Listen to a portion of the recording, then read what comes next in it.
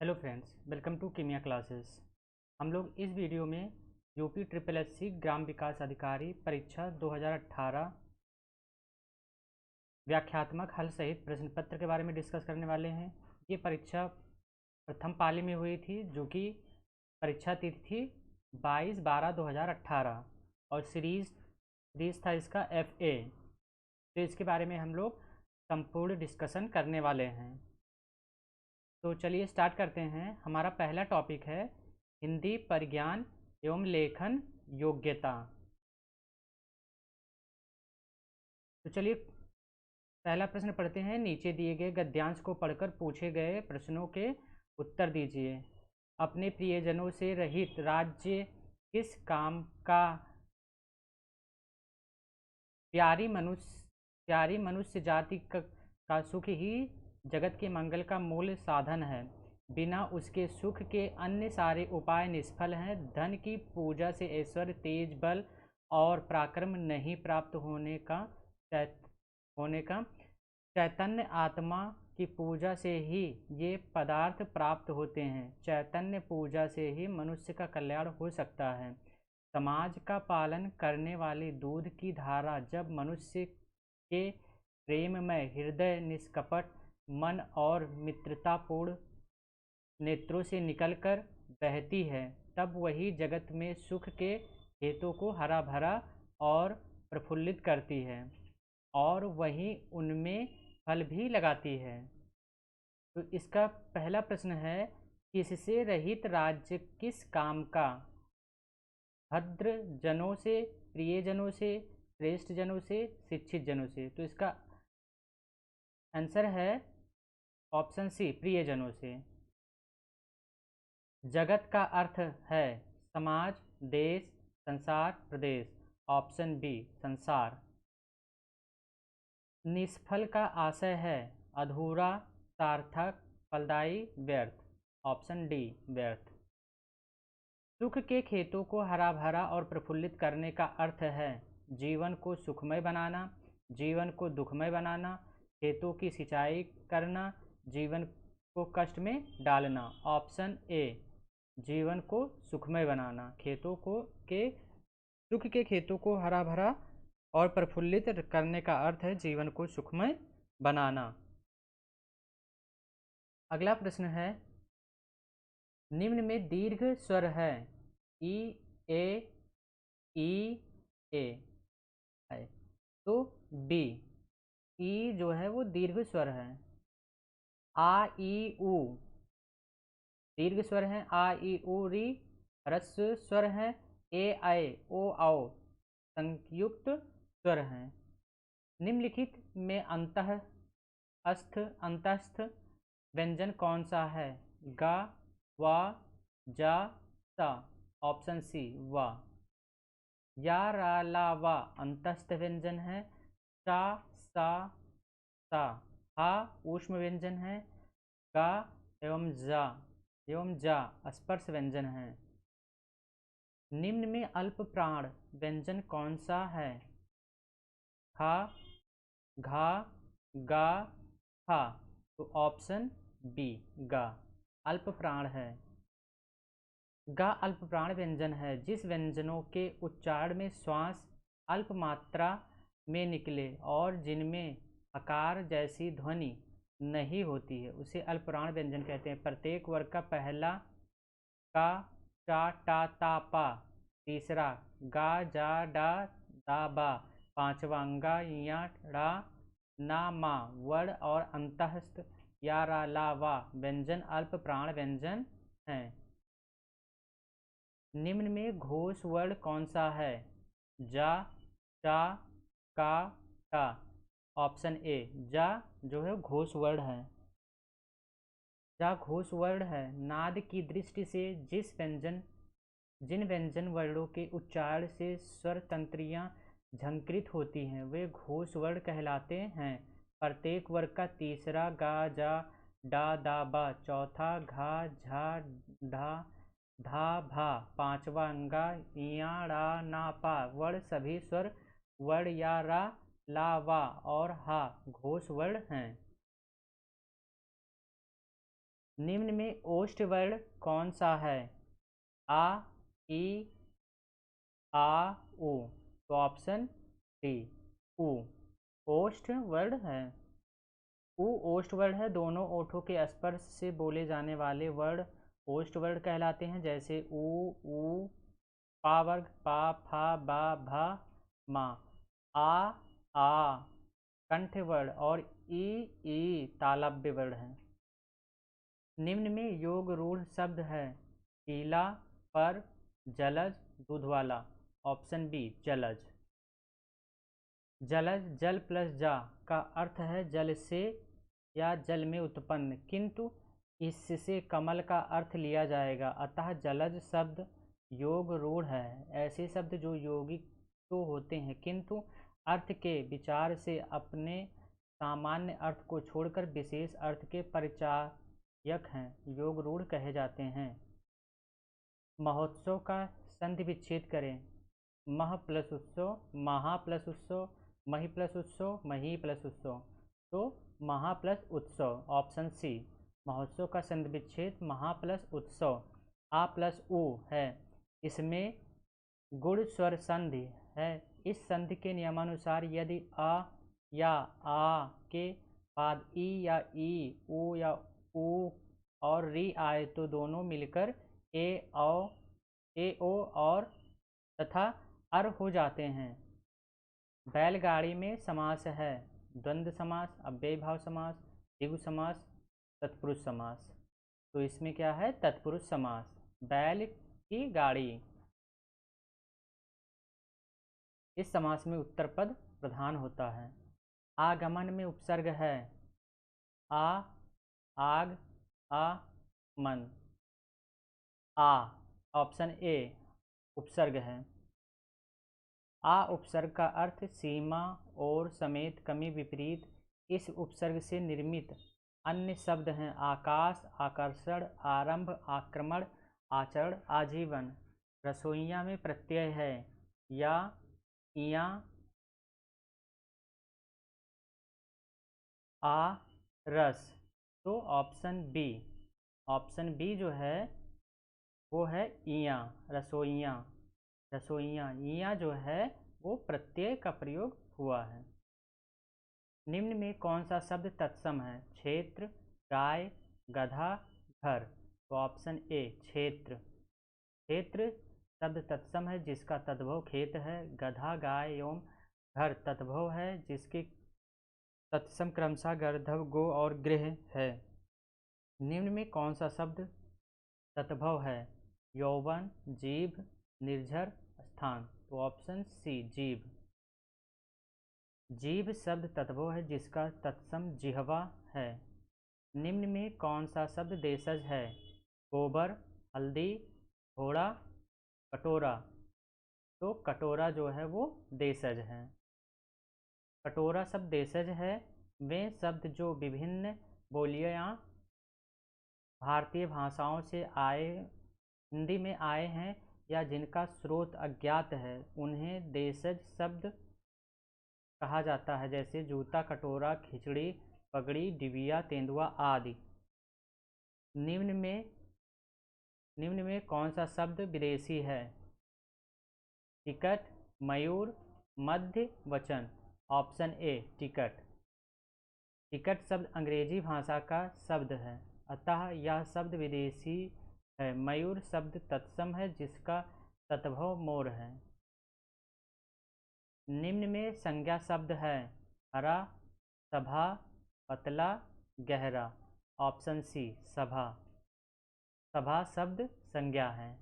जिस संज्ञा से वस्तु अथवा व्यक्ति के समूह का बोध हो उसे समूहवाचक संज्ञा कहते हैं, जैसे सभा, दल, गिरोह, गुच्छा, कुंज, मंडल आदि। निम्न में सर्वनाम शब्द है। नींद, सफाई, रोग, कौन। ऑप्शन डी कौन सर्वनाम शब्द है।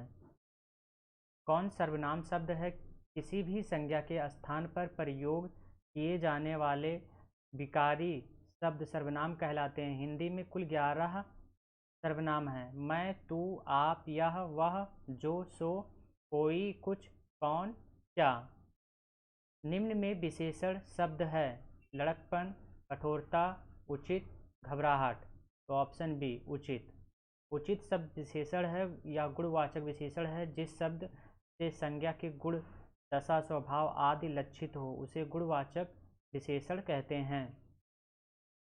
निम्न में प्रेरणार्थक क्रिया है उठना, गिराना, चमकना, देना। तो ऑप्शन सी गिराना। गिराना प्रेरणार्थक क्रिया है जिस क्रिया से इस बात का बोध हो कि कर्ता स्वयं कार्य न कर किसी दूसरे को कार्य करने के लिए प्रेरित करता है, वे प्रेरणार्थक क्रियाएं कहलाती हैं। निम्न में अव्यय है उत्तर, जापान, ठीक, कृष्णा। तो ऑप्शन बी ठीक। ठीक अव्यय है ऐसे क्रिया विशेषण जो किसी दूसरे शब्दों के मेल से नहीं बनते, मूल क्रिया विशेषण कहलाते हैं, जैसे ठीक, दूर, अचानक, फिर, नहीं। पक्षी का पर्यायवाची है भूधर, वृंद, मीन, विहग। ऑप्शन डी विहग। पक्षी का पर्यायवाची विहग है। पक्षी के अन्य पर्यायवाची हैं खग, पखेरु, परिंदा, अंडज आदि। भूधर, पर्वत और मीन। मछली का पर्यायवाची है जटिल का विलोम होगा सरल, कठिन, कुटिल, टेढ़ा। तो ऑप्शन ए सरल। जटिल का विलोम सरल है, कुटिल का विलोम सरल है। जो देने योग्य है के लिए एक शब्द गे, दे, पे, दान। तो इसका ऑप्शन बी है दे। जो देने योग्य है के लिए एक शब्द दे है, जो गाने योग्य है उसके लिए गे है, जो पीने योग्य है उसके लिए पे है। दिन दिन शब्द युग्म का सही अर्थ है दिवस, दिन, दीन। दिवस गरीब, गरीब दिवस, सुबह गरीब, दोपहर गरीब।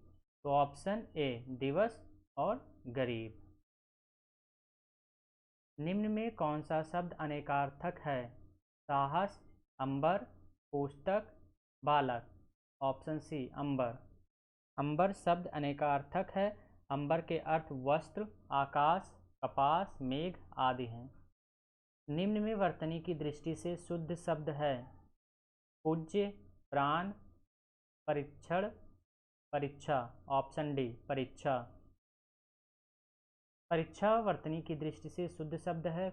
पूज्य, परीक्षण एवं प्राण अशुद्ध वर्तनी वाले हैं जिनके शुद्ध रूप क्रमशः पूज्य, परीक्षण तथा प्राण है। निम्न में वर्तनी की दृष्टि से अशुद्ध शब्द है प्रादेशिक, व्याप्त, माधुर्य, प्रमाणिक। तो ऑप्शन डी प्रमाणिक वर्तनी की दृष्टि से अशुद्ध है जिसका शुद्ध रूप है प्रामाणिक।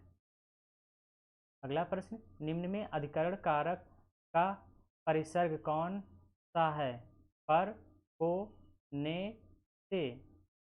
तो ऑप्शन ए पर। अधिकरण कारक का परिसर्ग में पर होता है। कर्ता कारक का परिसर्ग ने, कर्म कारक का परिसर्ग को, कर्ण कारक का परिसर्ग से, संप्रदान कारक का परिसर्ग को के लिए और अपादान कारक का परिसर्ग से अलगाव अर्थ में है। निम्न में पुल्लिंग शब्द कौन सा है क्षमा, क्षेत्र, घटना, रीति। ऑप्शन सी क्षेत्र। क्षेत्र पुल्लिंग शब्द है जबकि क्षमा, घटना एवं रीति स्त्रीलिंग शब्द हैं। निम्न में स्त्रीलिंग शब्द कौन सा है दुख, लेख, गरिमा, स्पर्श। ऑप्शन बी गरिमा। गरिमा स्त्रीलिंग शब्द है जबकि दुख, लेख एवं स्पर्श पुल्लिंग शब्द हैं। इसका प्रयोग सदैव बहुवचन में होता है दर्शन, लता, नारी, गाय। तो ऑप्शन ए दर्शन। दर्शन, लोग, प्राण, आंसू, दाम, ओठ आदि का प्रयोग सदैव बहुवचन में होता है। नारी का बहुवचन नारियां, लता का बहुवचन लताएं और गाय का बहुवचन गायें होता है।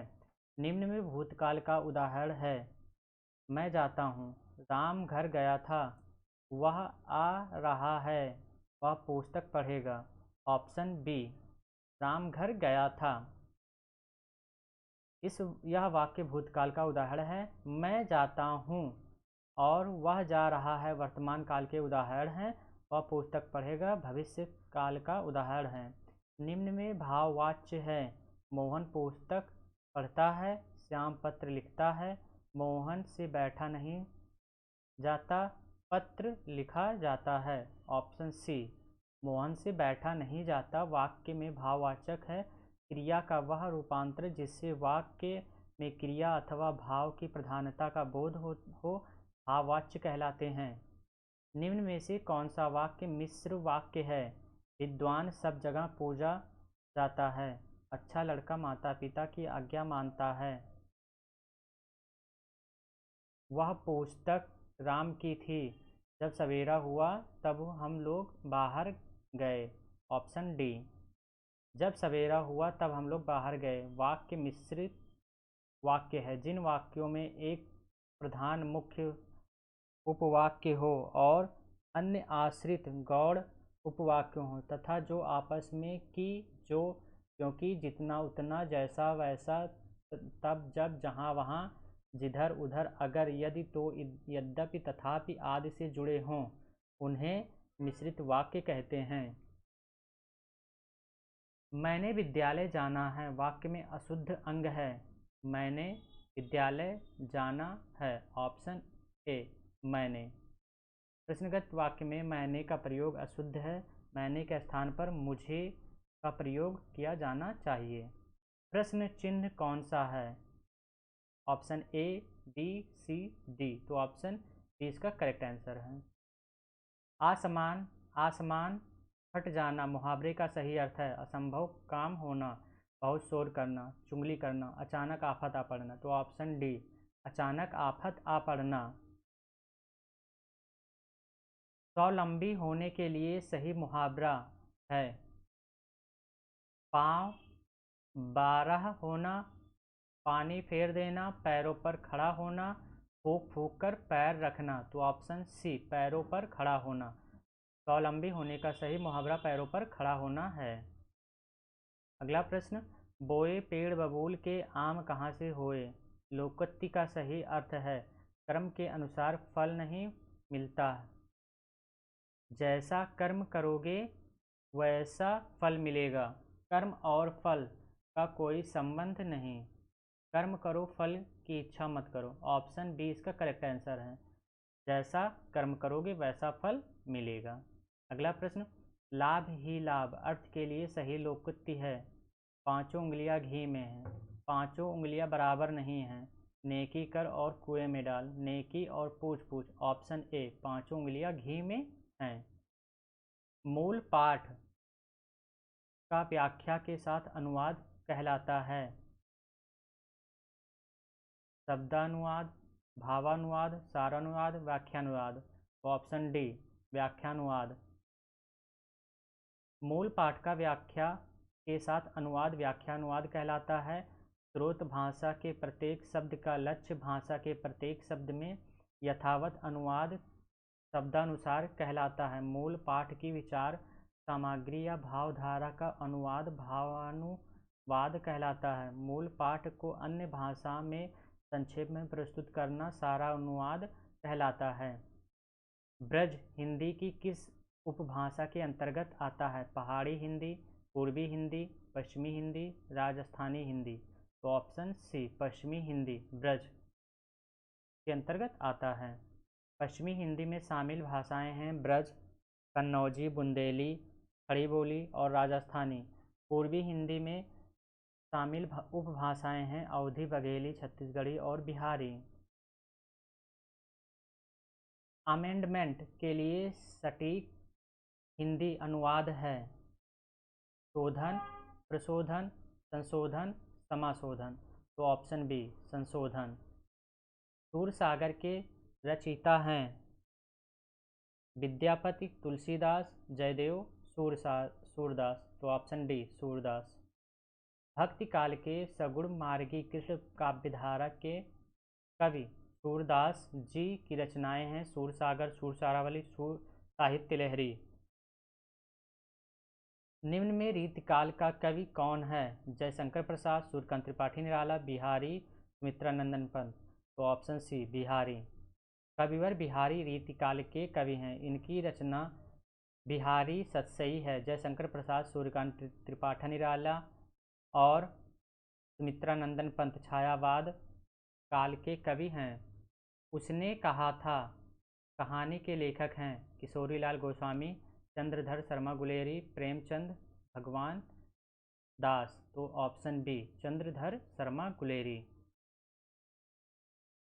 उसने कहा था कहानी के लेखक चंद्रधर शर्मा गुलेरी हैं। इनकी अन्य रचनाएं हैं घंटाघर, धर्मपरायण, रीछ, पाठशाला, बुद्धू का कांटा, सुखमय जीवन, हीरे का हीरा आदि।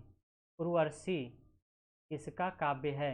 जयशंकर प्रसाद, मैथिली षडगुप्त, रामधारी सिंह दिनकर, महादेवी वर्मा। तो ऑप्शन सी रामधारी सिंह दिनकर। उर्वशी रामधारी सिंह दिनकर की कविता संग्रह है। इनके अन्य कविता संग्रह रश्मिरथी, हुंकार, कुरुक्षेत्र, परशुराम की प्रतिज्ञा और हाहाकार है। अगला प्रश्न है सामान्य बुद्धि परीक्षण से निम्नलिखित अनुक्रम में अगली संख्या कौन सी होगी? 12, 33, 96, 285, 852। ऑप्शन ए है 2355, ऑप्शन सी है 2535, ऑप्शन बी है 2553, ऑप्शन डी है 5235। तो 12 दूना 24, 12 तें 36। तो क्या किया गया इसमें? ऑप्शन बी इसका करेक्ट आंसर है 2553। हर एक नंबर में 12 गुणे 3 माइनस 3, 33 गुणे 3 माइनस 3, 98 गुणे 3 माइनस 3, 285 गुणे 3 माइनस 3 और 852 गुणे 3 माइनस 3 से हो जाएगा 2553 आंसर। निम्नलिखित अनुक्रम में अगली संख्या कौन सी होगी?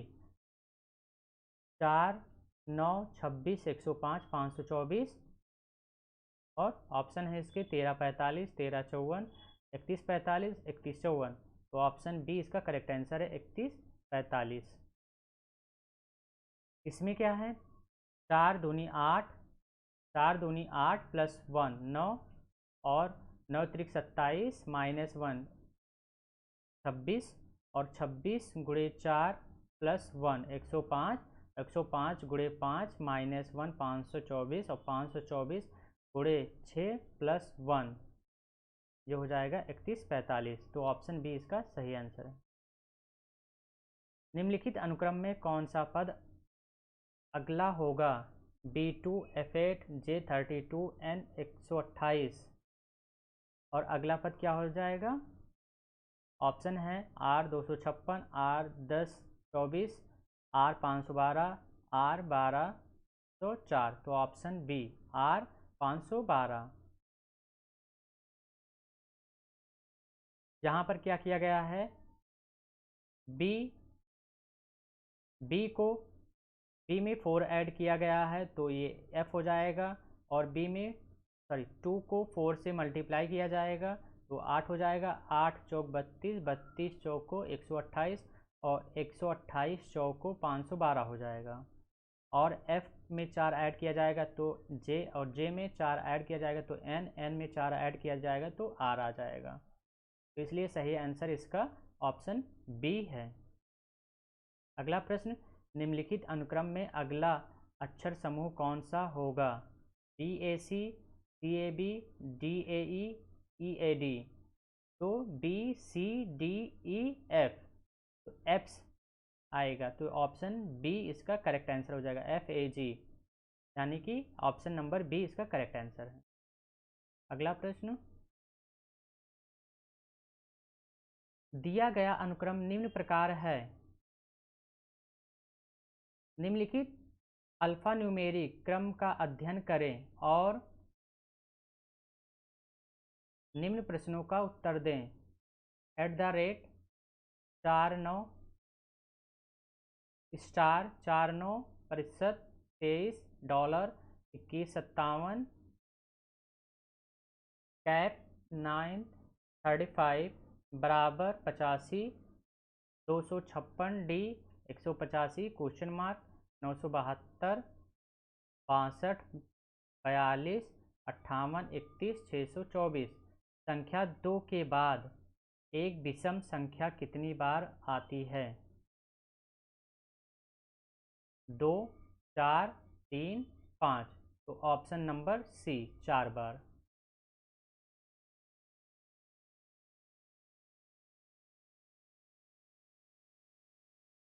निम्नलिखित संख्यात्मक क्रम का अध्ययन करें और निम्न प्रश्नों का उत्तर दें। 629, 812, 372, 419, 294, 989, 763। यदि एक प्रत्येक विषम अंक से घटाया जाता है और एक प्रत्येक सम अंक में जोड़ा जाता है तो नवनिर्मित अनुक्रम में निम्न में से कौन सा नंबर दूसरा उच्चतम होगा? Option A 903, 263, 898, 738। ऑप्शन बी इसका करेक्ट आंसर होगा 898। कहा गया है प्रश्नानुसार उसमें विषम में एक जोड़ा जाए और विषम में एक नंबर घटाया जाए और सम में एक नंबर जोड़ा जाए। तो ऐसे में जो नंबर सबसे बड़ा होगा वो आ जाएगा 903।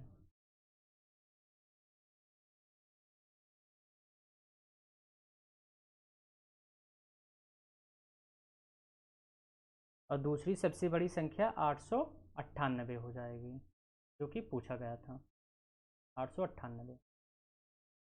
अगला प्रश्न, यदि गुणे का अर्थ योग, भाग का अर्थ घटाव, प्लस का अर्थ गुणा और माइनस का अर्थ भाग है तो 120 + 12 - 3 भागे 4 गुणे 2 - 2 + 1 बराबर कितना? 477, 747, 447, 774। Option A 477। तो दिया गया समीकरण है 120 + 12 - 3 भागे 4 गुणे 2 - 2 + 1। तो प्रश्नानुसार चिन्ह बदलने पर प्लस गुणे में, माइनस भाग में, भाग माइनस में, गुणा प्लस में, माइनस भाग में और प्लस जोड़ में।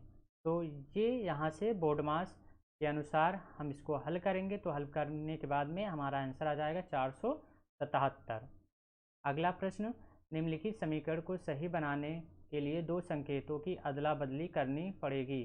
5 + 3 गुणे 4 - 12 भागे 2 बराबर -1। तो ऑप्शन ए है प्लस और माइनस को, ऑप्शन सी है गुणे और भाग को, ऑप्शन बी है प्लस और गुणे को, ऑप्शन डी है प्लस और भाग को। तो दिया गया समीकरण ये है। तो सबसे पहले भाग के चिन्ह को देखते हैं। आमतौर पर भाग का चिन्ह जहां लगेगा वो संख्या पूरी विभाजित होनी चाहिए। अतः विकल्प सी और डी स्वतः कैंसिल हो गए क्योंकि जब हम मार्ग के चिन्ह को गुणा या जोड़ के चिन्ह से बदल देंगे तब वह पूर्ण रूप से विभाजित नहीं होगी। अतः विकल्प ए या विकल्प बी में एक सही उत्तर होगा। विकल्प ए को लेने पर और बोर्ड मास के अकॉर्डिंग सॉल्व करने पर उसका आंसर -1 आ जाएगा जो कि विकल्प ए सही इसका आंसर है। अगला प्रश्न है, निम्नलिखित शब्दों को अंग्रेजी शब्दकोश में उसके सही क्रम के अनुसार व्यवस्थित करें। Respond, remember, repeal, revise, repeat, regret. तो सबसे पहले इसमें हम क्या रखेंगे, सब आर ई से स्टार्ट है तो आर ई तो अल्फ़ाबेटिकल ऑर्डर से करेंगे तो सबसे पहले 6 आ जाएगा जो कि 1 हो गया। और उसके बाद में जी के बाद में आता है 3 एम यानी कि, तो ये हो गया 2 और उसके बाद में एम एन ओ पी, उसके बाद में आ जाएगा पी,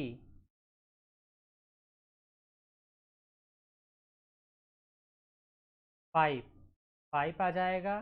फिर उसके बाद में 4 आ जाएगा। फिर उसके बाद में आर ई एस, फिर एस आ जाएगा। तो यानी कि ऑप्शन नंबर बी इसका करेक्ट आंसर है।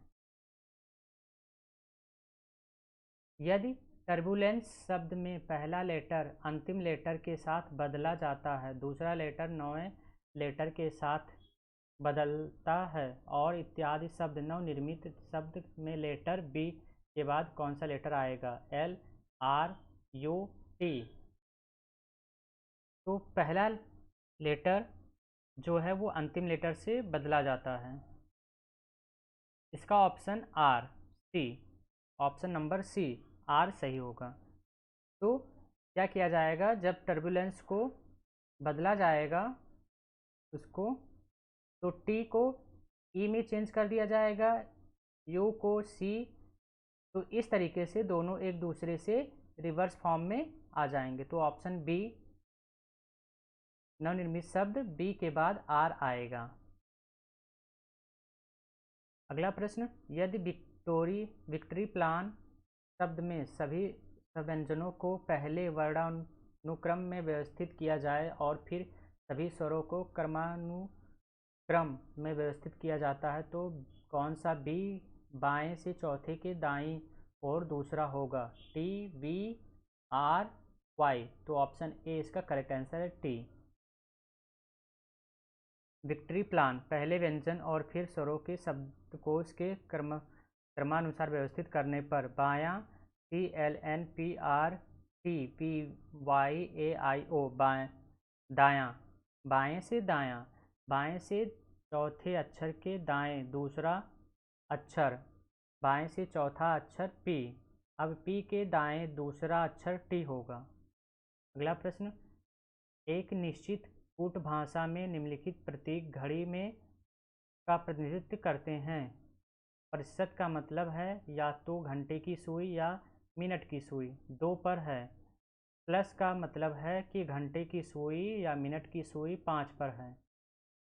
क्वेश्चन मार्क प्रश्न चिन्ह का इसका मतलब है कि या तो घंटे की सुई या मिनट की सुई 3 पर है।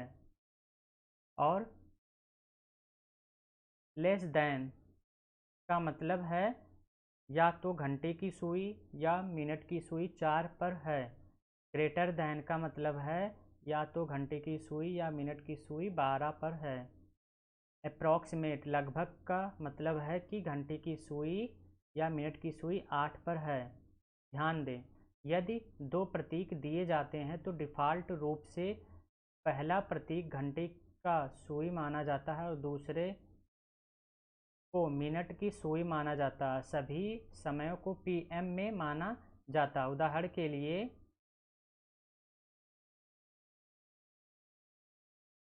लेस देन अप्रॉक्सीमेट बराबर 4:40 PM। ट्रेन डी 10 मीटर प्रति सेकंड की एक समान गति से यात्रा करती है। प्रतिशत लेस देन पर लखनऊ के लिए आगरा से रवाना होती है और ट्रेन एफ लखनऊ से आगरा यात्री करती है और यात्रा प्रतिशत लगभग पर शुरू करती है। ट्रेन एफ ट्रेन डी की तुलना में 1/3 तेज यात्रा करता है। अगर आगरा और लखनऊ के बीच की दूरी 138 किलोमीटर है तो दोनों ट्रेन एक दूसरे से कौन से समय पर मिलेंगी? ऑप्शन सी इसका करेक्ट आंसर है। प्रश्नानुसार व्यवस्थित करने पर आगरा और लखनऊ, तो टोटल डिस्टेंस 138 किलोमीटर है। ट्रेन डी 10 मीटर प्रति सेकंड से और ट्रेन एफ 2:40 PM से और ये 2:20 2:20 PM से। तो 12 ये चल चुकी है। तो ट्रेन F ट्रेन D से एक तिहाई अधिक तेज चलती है।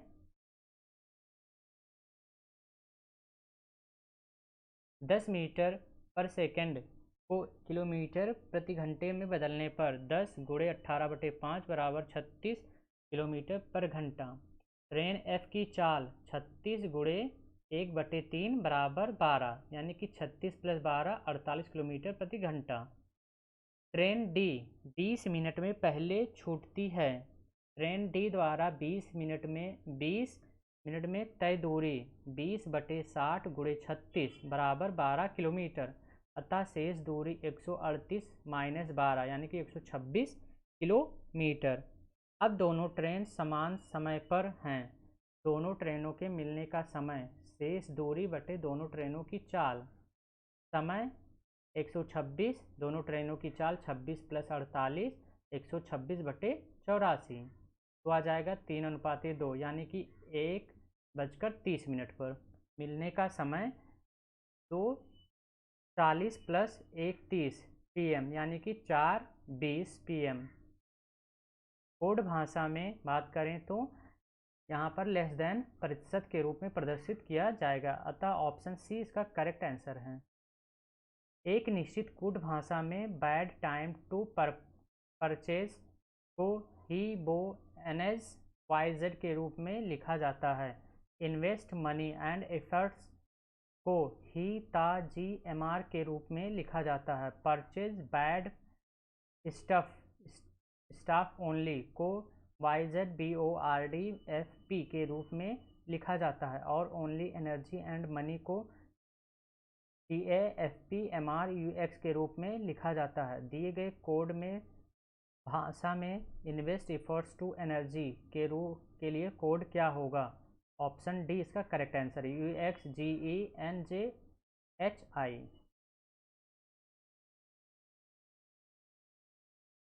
अगला प्रश्न है, एक निश्चित कोड में लॉन्गर को QDFMN के रूप में लिखा जाता है, उस कोड को टाइगर को कैसे लिखा जाएगा? ऑप्शन बी इसका करेक्ट आंसर है। L एंड Q में जो डिफरेंस है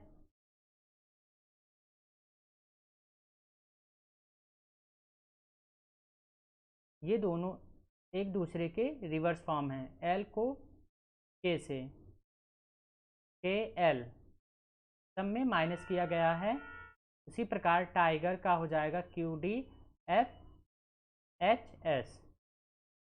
अगला प्रश्न है, दी गई जानकारी का ध्यानपूर्वक अध्ययन करें और निम्न प्रश्नों का उत्तर दें। M + L का अर्थ है L M का बेटा है। M × L का अर्थ है L M का पिता है। L % M का अर्थ है L M का दामाद है।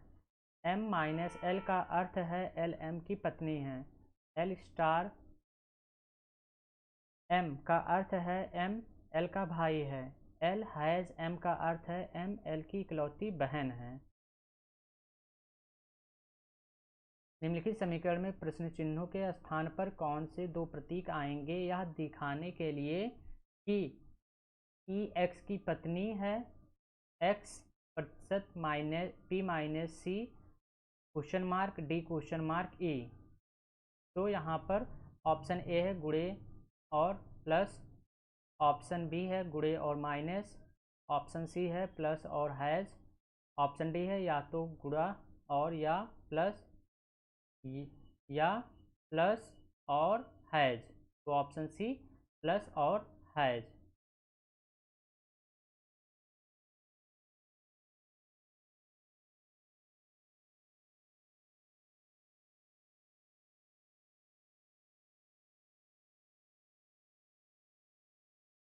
चलिए अगला प्रश्न, दी गई जानकारी को ध्यानपूर्वक अध्ययन करें और निम्न प्रश्नों का उत्तर दें। जब मंदिरा सिंह अपने MBBS कोर्स में टॉप किया तो वह मेडिकल पेशे में शामिल होने वाली अपने परिवार की 7वीं सदस्य बन जाती हैं। अन्य सभी परिवार के सदस्य अर्थात तन्मय, नीरजा, मोनीश, संचित, रुचिका और विनीता सवाई मानसिंह अस्पताल में डॉक्टर के रूप में काम कर रहे हैं और तीसरी पीढ़ी के सबसे कम उम्र के मंदिरा सिंह उनसे जुड़ने के लिए तैयार हैं। 3 पीढ़ियों के इस परिवार में 2 युगल जोड़ी और भाइयों और बहनों के 2 जोड़े हैं।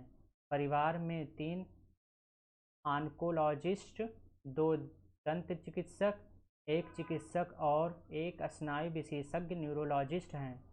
परिवार में कोई महिला एक ऑन्कोलॉजिस्ट नहीं है।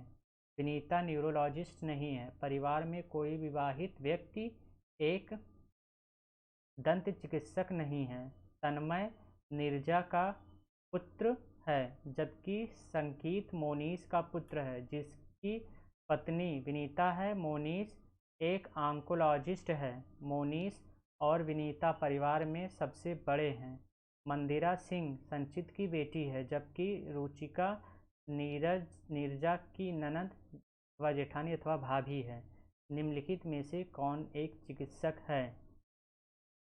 मंदिरा सिंह, नीरजा, रुचिका, विनीता। इसका सही ऑप्शन है ऑप्शन सी, विनीता। प्रश्नानुसार कथित करने पर ऑन्कोलॉजिस्ट मोनीश का पुत्र संकीत है और संकीत ऑन्कोलॉजिस्ट है, और संकीत की बहन रुचिका है। रुचिका दंत चिकित्सक है और संकीत का भाई संचित है, जो कि ऑन्कोलॉजिस्ट है, और संचित की पुत्री मंदिरा सिंह है। मोनीश की पत्नी विनीता है, जो कि चिकित्सक है, और नीरजा, संकीत की पत्नी नीरजा पुत्र तन्मय है, जो कि दंत चिकित्सक है, और नीरजा स्नायु विशेषज्ञ है। चलिए अगला प्रश्न, प्रश्न नंबर 67 है। दी गई जानकारी को ध्यानपूर्वक करें और निम्न प्रश्नों के उत्तर दें। 3 पीढ़ियों के कसम परिवार में 8 सदस्य हैं। A B C D E F G और एच सी जी की बहू है। ई बी का एकमात्र पोता है। डी ई के 2 मामा में से एक हैं। जी और डी जिनमें से एक पुरुष है। बी के बच्चे हैं। एफ डी के पिता हैं। एच जी के पति हैं। निम्नलिखित में कौन सा कथन सत्य है? दूसरी पीढ़ी में 2 पुरुष हैं। बी ए एच की ननद जेठानी अथवा भाभी है। परिवार में पुरुषों और महिलाओं की समान संख्या है। सी एफ के पोते की पत्नी अथवा नाते की पत्नी है। तो ऑप्शन डी इसका करेक्ट आंसर है। आप इसको सॉल्व कर सकते हैं। अगला प्रश्न है, दिए गए शब्द युग्म में एक शब्द एक निश्चित संबंध साझा करते हैं। उस विकल्प का चयन करें जिसमें शब्द जोड़ी एक ही रिश्ते को साझा करती है। चूहा कृंतक, मधुमक्खी मधुमक्षकालय, नाविक समुद्री जहाज, बंजारा गिरोह, व्हेल स्तन प्राणी। ऑप्शन सी इसका सही है, व्हेल स्तन प्राणी। जिस प्रकार चूहा एक कृंतक है, उसी प्रकार व्हेल एक मैमल अर्थात स्तन प्राणी है। अगला प्रश्न, दिए गए बयानों पर विचार करें, भले ही वे आमतौर पर ज्ञात तथ्यों के साथ भिन्नता में हों, और निर्णय लें कि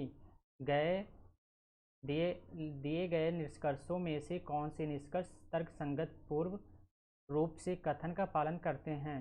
कुछ चूहे सफ़ेद हैं, कुछ सफ़ेद सूअर हैं, सभी सूअर नीले हैं, कोई सूअर गधा नहीं है, सभी गधे लंबे हैं। निष्कर्ष इसका है कुछ लंबे सूअर नहीं हैं, कुछ चूहे सूअर हैं, सभी नीले गधे होने की संभावना है। ऑप्शन ए है केवल 1 पालन करता है। ऑप्शन बी है केवल 1 और 2 पालन करता है। ऑप्शन सी केवल 2 और 3 पालन करता है। ऑप्शन डी है केवल 2 पालन करता है। तो इसका सही आंसर है ए, केवल 1 ही पालन करता है, कुछ लंबे सूअर नहीं हैं। जिसका ये रिप्रेजेंटेशन किया गया है, आप इसको देख सकते हैं। अगला प्रश्न, वर्ष 2016 में भारत में 6 राज्यों द्वारा गन्ना का उत्पादन निम्नलिखित ग्राफ में दिया गया है।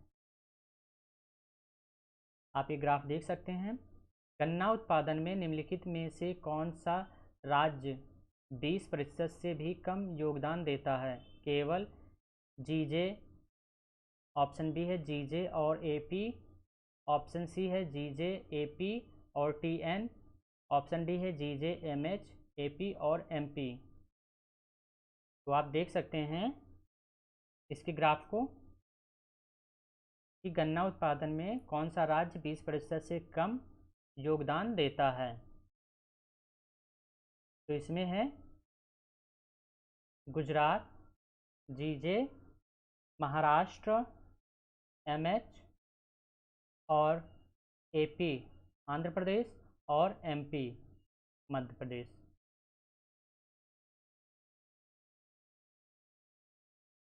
तो ऑप्शन डी इसका करेक्ट आंसर है।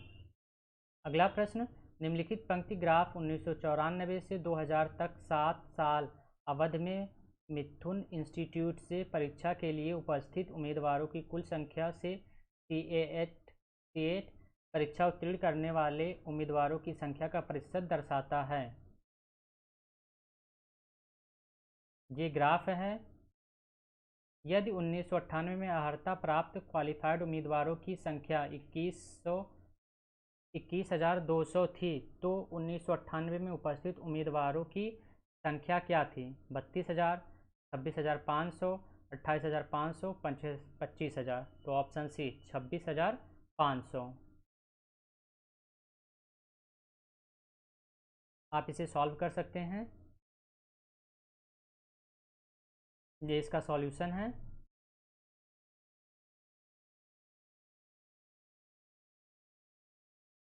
पिछले कुछ वर्षों में करोड़ रुपए में 3 कंपनियां एक्स, वाई और जेड के निर्यात के निम्नलिखित लाइन ग्राफ दिए गए हैं। ग्राफ का अध्ययन करें और निम्न प्रश्न का उत्तर दें। ये ग्राफ है।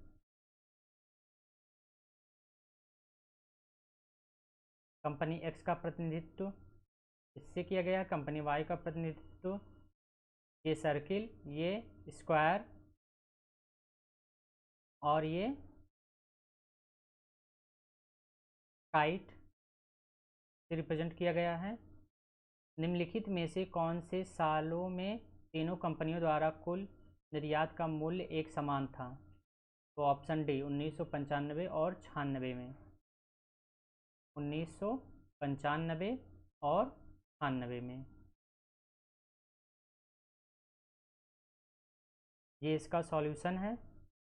आप स्क्रीनशॉट लेकर देख सकते हैं। अगला प्रश्न, दिए गए प्रश्नों को पढ़ें और निर्णय लें कि निम्नलिखित में से कौन सा कथन प्रश्न का उत्तर देने के लिए पर्याप्त प्रश्न है। कथन में रोहन का रैंक क्या है? कथन, रोहन का रैंक नंदन के रैंक से 24 कम है। रोहन के रैंक से अर्चना का रैंक 38 और अधिक है। नंदन का रैंक अर्चना के रैंक से 10 कम है। केवल कथन 1 पर्याप्त है, केवल कथन 2 पर्याप्त है, या तो कथन 1 या 2 पर्याप्त है, कथन 1 और दोनों सही नहीं है। तो ऑप्शन डी कथन 1 और 2 दोनों सही नहीं है। दिए गए प्रश्नों को पढ़ें और निर्णय लें कि निम्नलिखित में से कौन सा कथन प्रश्न उत्तर देने के लिए पर्याप्त है। मित्तल के पास अयप्पा सोसाइटी माधापुर में एक इमारत है जिसमें 5 मंजिल है जो 1 से 5 नाम से है। इस तरह से निम्नतम मंजिल को एक रूप में गिना जाता है और शीर्षतम मंजिल को 5 के रूप में गिना जाता है। इमारत की विभिन्न मंजिलों में 5 सदस्य अर्थात राम, लीना, टीना, चारू और अनीता रहते हैं, लेकिन एक ही क्रम में हैं, जरूरी नहीं। साथ ही विभिन्न कंपनियां अर्थात ABCDE। टीना मंजिल 2 में रहती है और डी कंपनी में काम करती है। चारू मंजिल 5 पे रहती है। इसके अलावा जो मंजिल 1 पे रहता है वह कंपनी ए में काम करता है, और जो मंजिल 3 में रहता है वो कंपनी किस कंपनी में काम करता है अथवा करती है।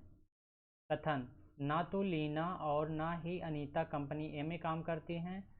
जो व्यक्ति मंजिल 3 पर रहती है वह कंपनी 3 में काम करती है। अनीता कंपनी सी में काम नहीं करती। तो इसके ऑप्शन हैं कथन एक और दोनों पर्याप्त साथ में पर्याप्त हैं, कोई भी दो कथन साथ में पर्याप्त है, या तो कथन एक या दो, या कथन 2 और 3 दोनों साथ में पर्याप्त हैं। ऑप्शन डी सही कथन 1, 2 और 3 साथ में पर्याप्त हैं। तो ऑप्शन डी इसका करेक्ट आंसर है। ये इसका सॉल्यूशन है।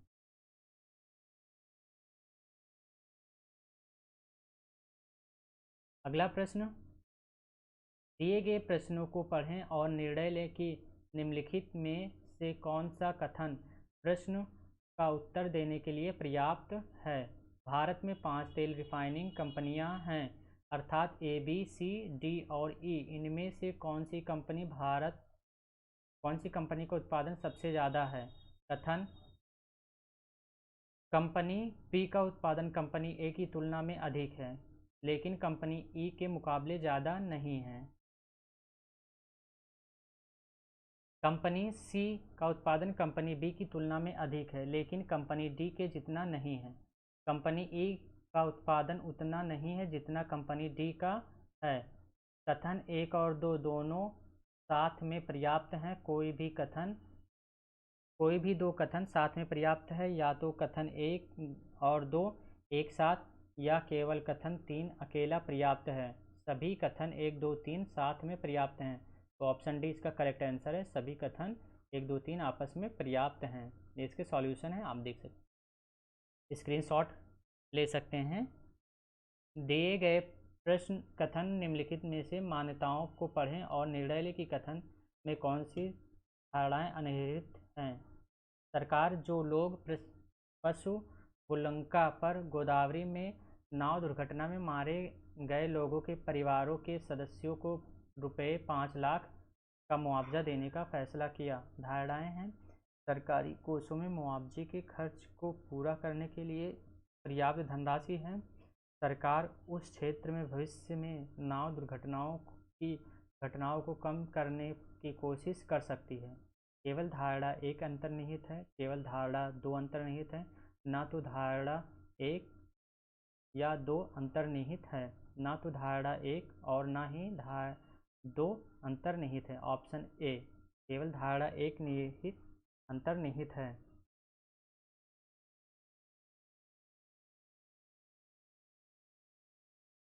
धारणा 1 अर्थात सरकारी कोषों में मुआवजे के खर्च को पूरा करने के लिए पर्याप्त धनराशि है, यह बिल्कुल सही है, क्योंकि पर्याप्त धनराशि है तभी सरकार ने मुआवजा देने की घोषणा की है। धारणा 2 अर्थात सरकार उस क्षेत्र में भविष्य के नाव दुर्घटनाओं की घटनाओं को कम करने के लिए की कोशिश कर सकती है। यह धारणा कथन में अंतर्निहित नहीं है, क्योंकि सरकार कम कर सकती है या नहीं कर सकती है, या तो भविष्य की बात है।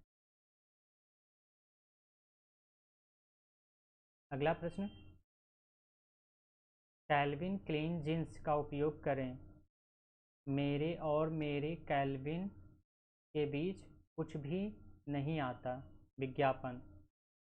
निष्कर्ष है आकर्षक नारे कैची स्लोगन लोगों को आकर्षित नहीं करते हैं। लोगों को डार्क शेड वाला जींस पसंद आता है। केवल निष्कर्ष 1 पालन करता है, केवल 2 पालन करता है, या तो 1 या 2 पालन करता है, ना तो 1 ना ही 2 पालन करता है। तो ऑप्शन डी ना तो 1 ना ही 2 पालन करता है। अगला प्रश्न है, क्या राष्ट्रीयकृत बैंकों के अधिकारियों को 1 या 2 साल बाद स्थानांतरित किया जाना चाहिए। तर्क है हाँ, वे स्थानीय लोगों के साथ घुल मिल जाते हैं और उनसे चालाकी से काम निकाला जा सकता है। नहीं, जब तक उनकी नीतियाँ और योजनाएं आकार लेने लगती हैं उन्हें छोड़ना पड़ता है। नहीं, यह बहुत सारी प्रशासनिक परेशानी पैदा करेगा और अधिकारियों के लिए बहुत सी असुविधा का कारण बन सकता है। तो ऑप्शन केवल तर्क 1 प्रभावशाली है, केवल 2 प्रभावशाली है, केवल 2 और 3 प्रभावशाली है, केवल 1 और 3 प्रभावशाली है। तो ऑप्शन सी केवल 2 और 3 प्रभावशाली हैं।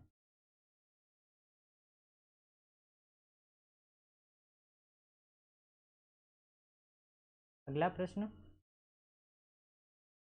कथन है इसका, क्या भारत में सभी अप्रत्यक्ष करों को एक समान और सेवा कर जीएसटी में जोड़ा जाना चाहिए? हाँ, यह टैक्स संग्रह प्रणाली को काफ़ी सरल बना देगा और इससे कर एकत्र करने की लागत भी कम हो जाएगी। हाँ, निर्माताओं और व्यापारियों को इससे फ़ायदा होगा, जो बदले में कर संग्रह को बढ़ावा देगा। नहीं, किसी अन्य देश ने ऐसी प्रणाली नहीं अपनाई। केवल तर्क एक, केवल दो प्रभावशाली, केवल एक और दो, केवल तीन। तो ऑप्शन सी, केवल एक और दो प्रभावशाली हैं। अगला प्रश्न है, एबीसी सोसाइटी ने अपनी सोसाइटी में फ्लैटों के आवंटन के लिए निम्नलिखित शर्तों का रखा है। आवेदक की राज्य के निवासी का प्रमाण पत्र प्रस्तुत करना चाहिए। आवेदक कम से कम 5 साल से कमाता होना चाहिए। आवेदक को पूरी राशि का भुगतान 5 साल की अवधि में करने के लिए तैयार होना चाहिए। आवेदक उस शहर में किसी अन्य आवास के स्वामी या सहमालिक, यदि पति अथवा पत्नी स्वामी नहीं है, होना चाहिए। आवेदक 31 दिसंबर 2016 तक 35 वर्ष की कम आयु का नहीं होना चाहिए। आवेदक के मामले में जो अन्य सभी मानदंडों को पूरा करता है, सिवाय इसके, उपरोक्त टाउन, ऑप्शन ए है, उपरोक्त टाउन काउंसिल के अध्यक्ष को संदर्भित किया जाना चाहिए। उपरोक्त लेकिन आधार कार्ड प्रदान करने के लिए तैयार हैं, समिति के उपाध्यक्ष को संदर्भित किया जाना चाहिए। उपयुक्त है, लेकिन एक स्वतंत्रता सेनानी या पूर्व सैनिक या उनके पहले संबंध है, समिति के एक सदस्य को संदर्भित किया जाना चाहिए। आवेदक की प्राप्ति की अंतिम तिथि 31 दिसंबर 2016 थी। 31 दिसंबर 2016 की शर्तों को पूरा किया जाना है। इन मानदंडों के आधार पर निर्णय लें कि आपको 1 जनवरी 2017 को दिए गए निम्नलिखित मामले और में फ्लैट आवंटित करना है या नहीं।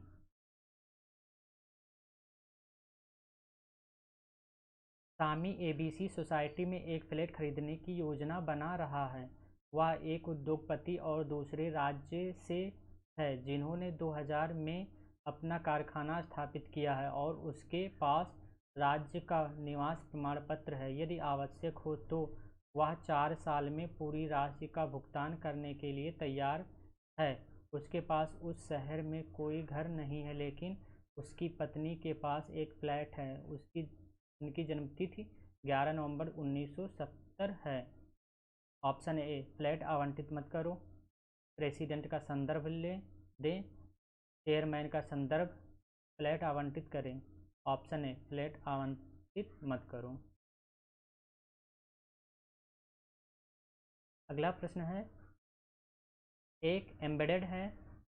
दी गई आकृति निम्नलिखित विकल्पों में से एक एम्बेडेड है, इस विकल्प का चयन करें। ऑप्शन डी इसका करेक्ट आंसर हो जाएगा। इसका आप स्क्रीनशॉट ले लीजिए और इसको सॉल्व करिए। दिए गए आंकड़े x में कुछ विशिष्ट प्रतीक हैं। वह विकल्प चुनें जिसमें एक ही प्रतीक पाए जाते हैं। तो ऑप्शन डी इसका करेक्ट आंसर है। इसका भी आप स्क्रीनशॉट ले लें।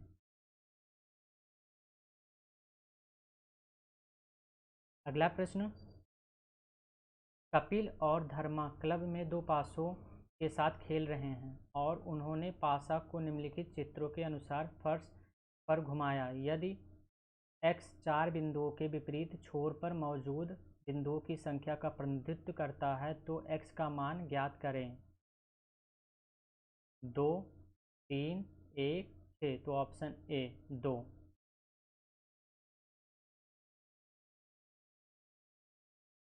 अगला प्रश्न है, चित्र ए और बी के बीच संबंधों को देखकर दिए गए चित्रों को उपयुक्त विकल्प का साथ दें। तो A B C D, A B C D ये विकल्प हैं और इसमें 1 2 3 4। तो ऑप्शन ए 3 2 4। तो इसका सही ऑप्शन 3।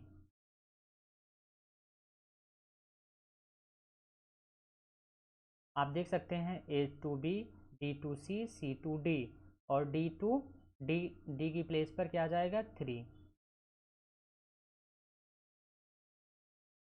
चित्र ए और बी के बीच संबंधों को देखकर दिए गए चित्रों को उपयुक्त विकल्प के साथ बदलें।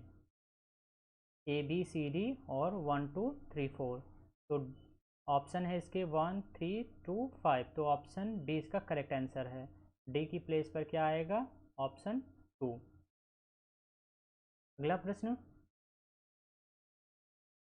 निम्न आकृतियों के बीच अलग आकृति का चयन करें। A B C D E. तो option A B C D. तो इसका सी ऑप्शन करेक्ट है। इसको स्क्रीनशॉट लेकर आप सॉल्व करें। निम्न आंकड़ों के बीच अलग अलग आंकड़े का चयन करें। A B C D E. तो ऑप्शन सी इसका करेक्ट आंसर है।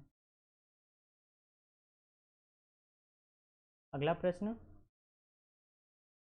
श्रृंखला को पूरा करने के लिए सही विकल्प से रिक्त स्थान को भरें।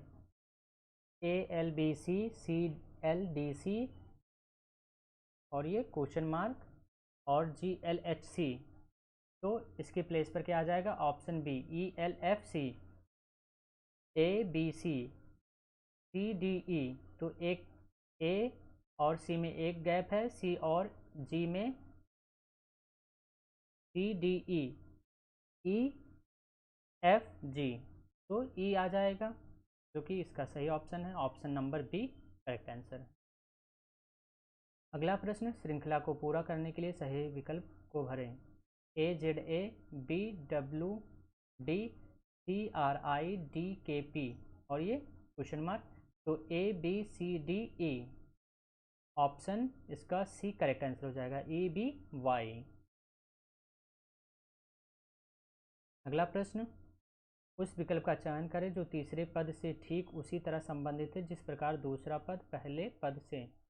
Magic T H F J L cabin. तो ए बी एल एम। तो वैसे ए हो जाएगा ए की प्लेस पर बी। तो यहाँ पर इसका ऑप्शन नंबर डी आ जाएगा, यहाँ पर बी।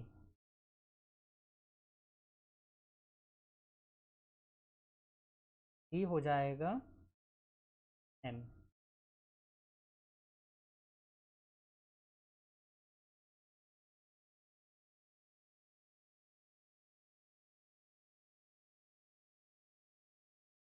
दोनों एक दूसरे की रिवर्स फॉर्म है।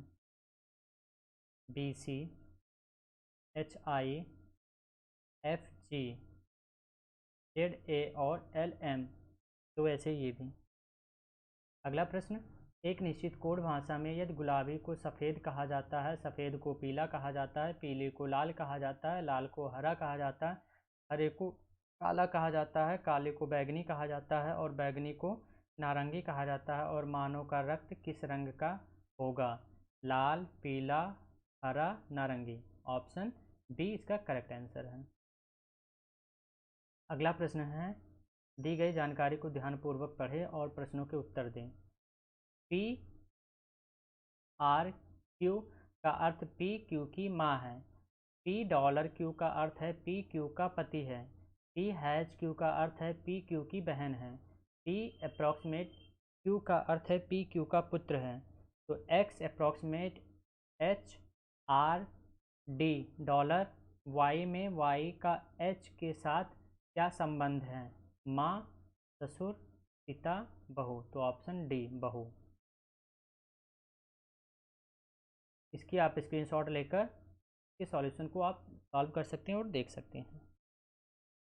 अगला प्रश्न है, एक संयुक्त परिवार में पिता माँ, 3 विवाहित पुत्र और 1 अविवाहित पुत्री है। दोनों पुत्रों में 2 के 2 पुत्रियाँ और 1 के 1 पुत्र है। परिवार की महिला सदस्यों की कुल संख्या और परिवार के पुरुषों की सदस्यों की संख्या का अनुपात ज्ञात कीजिए। 5:9, 8:5, 9:5, 5:8। तो ऑप्शन बी 9:5। 3 विवाहित पुत्र अर्थात 3 पुरुष और 3 महिलाएं हो गई। पुत्रों में 2 के 2 पुत्रियां अर्थात 4 महिलाएं हो गईं, एक के एक पुत्र अर्थात एक पुरुष हो गया।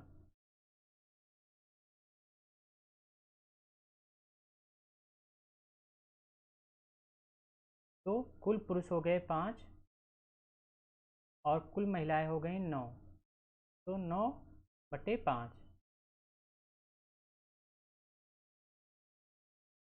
क्वेश्चन नंबर 94 है कथन।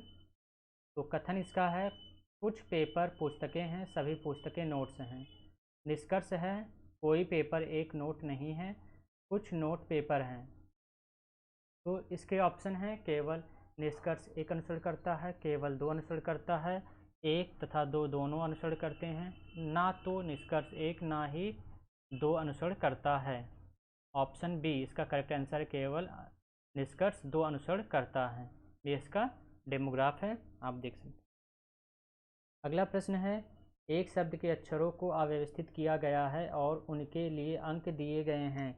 उस विकल्प को चुनें जो शब्द का निर्माण करने वाली संख्याओं द्वारा वर्णित अक्षरों का सही क्रम प्रदान करता है। ADOHENS और आई है 1 2 3 4 5 6 7 8। तो ऑप्शन इसका हो जाएगा सी। अर्थपूर्ण शब्द मीनिंग इसका आ जाएगा एडेशन। Adhesion means चिपकाव। तो 2 3 5 6 8 1 4 7 यानी कि ऑप्शन सी इसका करेक्ट आंसर है। अगला प्रश्न है, नाइटमेयर शब्द में उन अक्षरों की संख्या ज्ञात कीजिए जिनके बीच उतने ही अक्षर हैं जितने अंग्रेजी वर्णमाला के बीच। 1 3 2 5। तो यहाँ पर बात करते हैं तो ऑप्शन इसका बी करेक्ट आंसर है। देख सकते हैं, आई और एम, जी और एच के बीच में ओ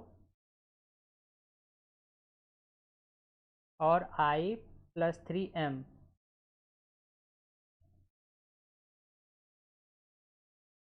यानी कि G+H के बीच में 0 और I+M के बीच में 3। अगला प्रश्न है, कथन से रिलेटेड। तो कथन है, ऊर्जा की आवश्यकताओं को पूरा करने के लिए भारत को सौर ऊर्जा का उपयोग करने का प्रयास करना चाहिए। तर्क है इसका, हाँ, भारत में उत्पादित ऊर्जा मुख्य सीमित है। नहीं, सौर ऊर्जा संयंत्र स्थापित करने के लिए बहुत बड़ी पूंजी की आवश्यकता होगी जिसकी भारत में कमी है। तर्क है इसका, तर्क 1 या 2 मजबूत है, ना तो एक ही ना ही 2 मजबूत है, केवल 1 मजबूत है, केवल 2 मजबूत है। तो इसका ऑप्शन सी करेक्ट है। ऑप्शन सी, केवल 1 मजबूत है। हाँ, भारत में ऊर्जा मुख्यतः सीमित है। अगला प्रश्न है, एक सॉफ्टवेयर कंपनी ने इंजीनियरों की भर्ती का फैसला किया। निम्नलिखित मानदंड लागू किए गए हैं। एक अभ्यर्थी इंजीनियरिंग स्नातक में कम से कम 75% अंकों और HSC में 80% अंकों के साथ उत्तीर्ण होना चाहिए। 2 है, कम से कम 2 वर्षों का कार्यानुभव होना चाहिए। 3 है, 3 वर्ष के बॉन्ड पर हस्ताक्षर करने के लिए तैयार होना चाहिए। 1 फरवरी 2017 को आयु 28 वर्ष से अधिक और 21 वर्ष से कम नहीं होनी चाहिए। हालांकि यदि उम्मीदवार निम्नलिखित को छोड़कर उपयुक्त मानदंडों को पूरा करता है, लेकिन स्नातक में 50% और HSC में 70% प्राप्त किए हैं और कम से कम 3 वर्ष का कार्य अनुभव है, तो इस मामले को निदेशक को संदर्भित किया जा सकता है। लेकिन नौकरी समयावधि से पहले छोड़ने पर ₹1,00,000 की राशि का भुगतान करने को तैयार है। मामला अध्यक्ष को संदर्भित किया जा सकता है, लेकिन एक कंप्यूटर इंजीनियर मामला DGM को संदर्भित किया जा सकता है।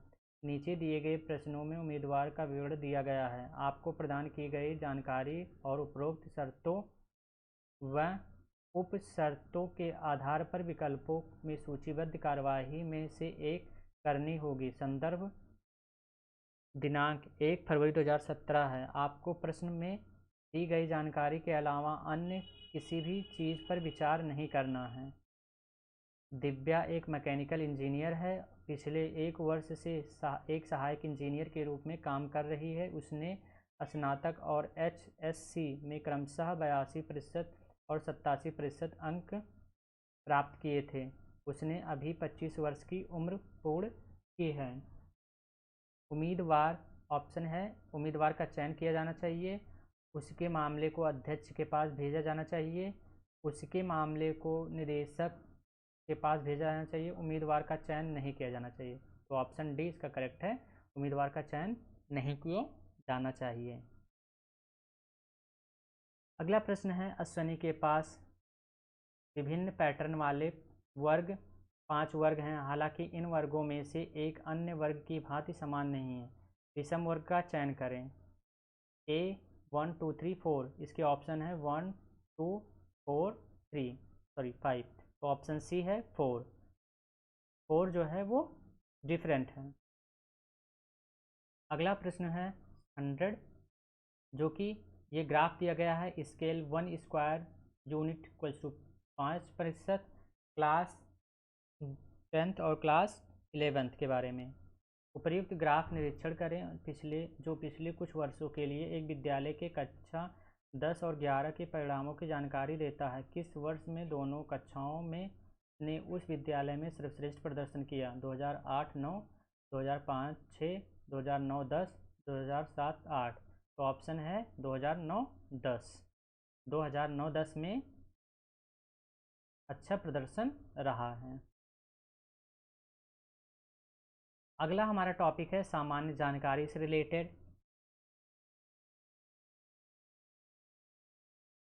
निम्नलिखित में से कौन एक प्राइमरी स्टोरेज डिवाइस है? Hard disk, random access memory, magnetic tape, optical disk. तो option B random access memory, जिसे रैम कहते हैं। वह मेमोरी यूनिट जो सीधे सेंट्रल प्रोसेसिंग यूनिट से संपर्क रखता है, हर समय कंप्यूटर से जुड़ा रहता है, प्राथमिक या मुख्य मेमोरी कहलाता है। प्राइमरी स्टोरेज की memory random access memory RAM एक अस्थायी वोलेटाइल मेमोरी है जहां डेटा और सूचनाओं को अस्थायी तौर पर रखा जाता है। इसमें संग्रहित सूचना को बदला जा सकता है। कंप्यूटर की पावर सप्लाई बंद कर देने पर रैम में संग्रहित डेटा समाप्त हो जाता है। हार्ड डिस्क, मैग्नेटिक टेप और ऑप्टिकल डिस्क द्वितीयक या सहायक मेमोरी है। अगला प्रश्न है, निम्न में से कौन एक प्रोग्रामिंग सॉफ्टवेयर है? Disk cleanup, Windows disk defragmenter, Visual Basic. तो option D Visual Basic. Visual Basic Microsoft द्वारा इसके कॉम प्रोग्रामिंग मॉडल प्रतिरूप के लिए विकसित किया गया तीसरी पीढ़ी का इवेंट ड्राइवन प्रोग्रामिंग लैंग्वेज और इंटीग्रेटेड डेवलपमेंट एनवायरनमेंट IDE है, या ग्राफिकल यूजर इंटरफेस GUI के rapid application development RAD, data access objects, remote data objects या एक्टिव एक्स डेटा ऑब्जेक्ट्स के द्वारा डेटाबेस के एक्सेस और एक्टिव एक्स कंट्रोल और ऑब्जेक्ट्स के निर्माण को सक्षम बनाता है। अगला प्रश्न है, कंप्यूटर के संदर्भ में जिस तरीके से कोई विरोधी सिस्टम में प्रवेश कर सकता है और संभावित रूप से क्षति का कारण बन सकता है, उसे क्या कहते हैं? हमला सतह, अटैक सरफेस, हमला हस्ताक्षर अटैक सिग्नेचर, हमला पैटर्न अटैक पैटर्न, हमला पथ अटैक पाथ। तो ऑप्शन ए हमला सतह अटैक सरफेस कहलाता है। कंप्यूटर के संदर्भ में हमला सतह अटैक सरफेस वह तरीका है जिससे कोई विरोधी सिस्टम में प्रवेश कर सकता है और संभावित रूप से क्षति का कारण बन सकता है। अगला प्रश्न, सुरक्षा सेवाओं जैसे गोपनीयता, डेटा अखंडता, इकाई प्रमाणीकरण और डेटा मूल प्रमाणीकरण प्रदान करने के लिए गणितीय तकनीकी का उपयोग क्या कहा जाता है? Cryptology, cryptography, cryptographic algorithm, crypt analysis. तो ऑप्शन बी क्रिप्टोग्राफी। क्रिप्टोग्राफी सामान्यतया तौर पर वह प्रक्रिया है जिसके द्वारा किसी भी साधारण लेख को अनजान और किसी भी अनजान लेख को विशेष तौर पर चिह्नित किया जाता है। वह प्रक्रिया डेटा को निर्धारित और नियंत्रित करती है ताकि अन्य इसे न देख सकें और न ही पढ़ सकें। क्रिप्टोग्राफी न केवल चोरी या परिवर्तन से डेटा की सुरक्षा करता है बल्कि उपयोगकर्ता के प्रमाणीकरण के लिए भी इसका उपयोग किया जाता है। उत्तर प्रदेश में कृषि के लिए प्रयुक्त भूमि का प्रतिशत है 56.7%, 64.7%, 60.7%, 68.7%। तो ऑप्शन डी 68.7%। उत्तर प्रदेश की अर्थव्यवस्था मुख्य रूप से कृषि पर आधारित है और कुल जनसंख्या 65% कृषि पर निर्भर है। राज्य के आर्थिक विकास में कृषि क्षेत्र का योगदान महत्वपूर्ण है। वर्ष 2014-15 के सर्वेक्षण अनुसार लगभग 165.98 लाख हेक्टेयर यानी कि 68.7% भूमि का उपयोग कृषि के लिए किया जाता है। रामचरितमानस का कौन सा कांड अध्याय का सबसे छोटा है? अरण्य कांड, सुंदर कांड, किष्किंधा कांड, लंका कांड। तो ऑप्शन बी किष्किंधा कांड। रामचरितमानस 15वीं शताब्दी के कवि गोस्वामी तुलसीदास द्वारा लिखा गया महाकाव्य है। रामचरितमानस में गोस्वामी तुलसीदास ने श्री रामचंद्र के निर्मल एवं विशद चरित्र का वर्णन किया है। रामचरितमानस में 7 कांड बालकांड, अयोध्या कांड, अरण्य कांड, किष्किंधा कांड, सुंदर कांड, लंका कांड और उत्तर कांड है। किष्किंधा कांड रामचरितमानस का सबसे छोटा कांड है जिसमें 1 से 30 दोहे हैं। आलू के उत्पादन में भारत में उत्तर प्रदेश का स्थान है पहला, दूसरा, तीसरा, चौथा। तो ऑप्शन ए पहला स्थान है। आलू के उत्पादन में भारत में उत्तर प्रदेश का प्रथम स्थान है। 13,851.76 हज़ार टन आलू का उत्पादन 2015-16 उत्तर प्रदेश में हुआ, जो सबसे अधिक है। उत्तर प्रदेश में आलू का उत्पादन क्षेत्र 607.32 हज़ार हेक्टेयर है। दूसरे नंबर पर पश्चिम बंगाल 8427 यानी कि 8,427 हज़ार टन आलू का उत्पादन करता है। तृतीय स्थान पर बिहार 6,345.52 हज़ार टन है। चतुर्थ स्थान पर गुजरात 3,549.38 हज़ार टन है। उत्तर प्रदेश के किस जिले में किछौछा दरगाह शरीफ है? संत कबीर नगर, अंबेडकर नगर, मिर्ज़ापुर, सुल्तानपुर। तो ये है अंबेडकर नगर में। किछौछा दरगाह शरीफ कहाँ स्थित है? अंबेडकर नगर में। किछौछा शरीफ प्रसिद्ध सूफी संत सैयद मखदूम अशरफ जहांगीर अशरफी के दरगाह के नाम से भी जाना जाता है। अशरफपुर किछौछा अंबेडकर नगर जिले में एक छोटा कस्बा है। किछौछा दरगाह शरीफ एक छोटी पहाड़ी पर बना है जो कि एक ताल से घिरा हुआ है। ऐसा विश्वास है कि तालाब के पानी में उपचार के चमत्कारिक गुण हैं। श्रीमती एन राजम का संबंध निम्नलिखित में से किस वाद्य यंत्र से है? सितार, तानपुरा, वायलिन, बांसुरी। तो option B violin. Shrimati N Rajam एक प्रसिद्ध वायलिन वादक हैं जो हिंदुस्तान शास्त्रीय संगीत परंपरा से संबंधित हैं। एन राजम को भारत सरकार द्वारा वर्ष 2004 में कला के क्षेत्र में पद्म भूषण से सम्मानित किया गया था। इलाहाबाद में किस वर्ष अगले कुंभ का आयोजन किया जाना है? 2019, 2021, 2020, 2022। तो 2019।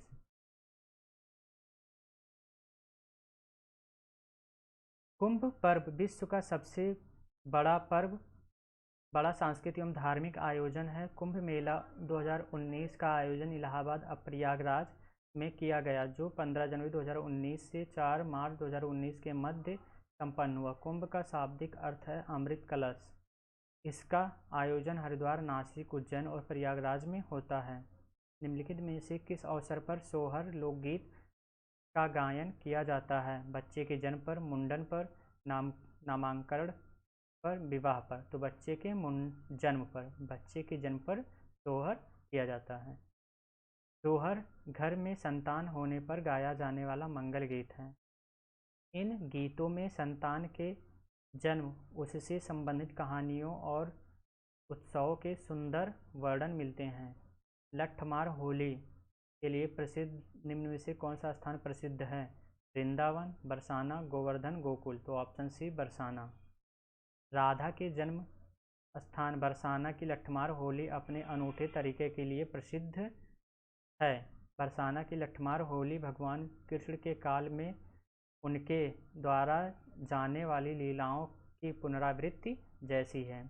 मिट्टी की बारात नामक कविता संग्रह के लेखक कौन हैं?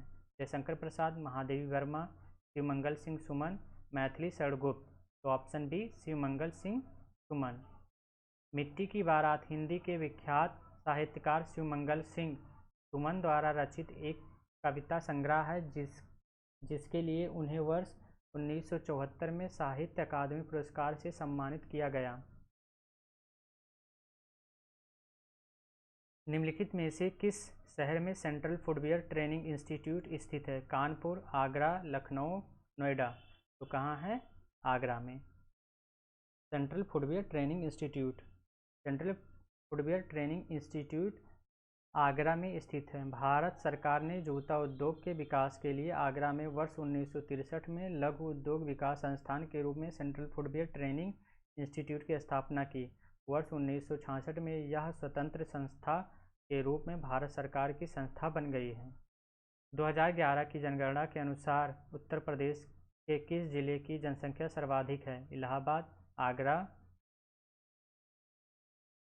मुरादाबाद, गाजियाबाद, तो कहाँ की है? इलाहाबाद की सबसे ज़्यादा जनसंख्या। 2011 की जनगणना के अंतिम आंकड़ों के अनुसार उत्तर प्रदेश के जिलों में सर्वाधिक जनसंख्या क्रमशः घटते क्रम में है।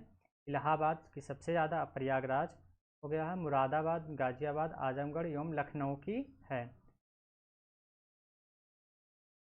टोल अभिलेखों के अनुसार जैन सभाओं को दान में दिए जाने वाले भूमि को क्या कहा जाता है?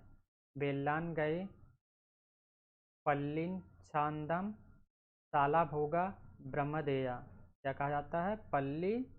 पल्लिंछांदम। टोल अभिलेखों के अनुसार जैन सभाओं को दान में दिए जाने वाले भूमि को पल्लिंछांदम कहा जाता था। गैर ब्राह्मणों को दी जाने वाली भूमि को बेल्लानवगाई कहा जाता था।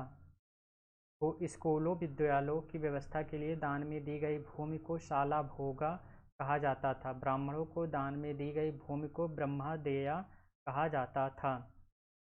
इस शासक ने भारत में तुगलक वंश की नींव रखी? फिरोज शाह तुगलक, गयासुद्दीन तुगलक, अलाउद्दीन सिकंदर शाह, मोहम्मद बिन तुगलक, तो ऑप्शन बी गयासुद्दीन तुगलक। भारत में तुगलक वंश की स्थापना गयासुद्दीन तुगलक गाजी मलिक ने 1320 ईस्वी में की थी। सिंचाई हेतु नहर निर्माण कराने वाला गयासुद्दीन पहला शासक था। निम्न में से किस शासक की मृत्यु उसके पुस्तकालय की सीढ़ियों से गिरकर हुई थी? जहांगीर, बाबर, शाहजहां, हुमायूं, तो ऑप्शन डी हुमायूं की। हुमायूं की मृत्यु दिल्ली में दीन पनाह भवन में स्थित पुस्तकालय की सीढ़ियों से गिरकर हुई थी। लेन पूल में ने हुमायूं पर टिप्पणी करते हुए कहा, हुमायूं जीवन भर लड़खड़ाता रहा और लड़खड़ाते हुए अपनी जान दे दी।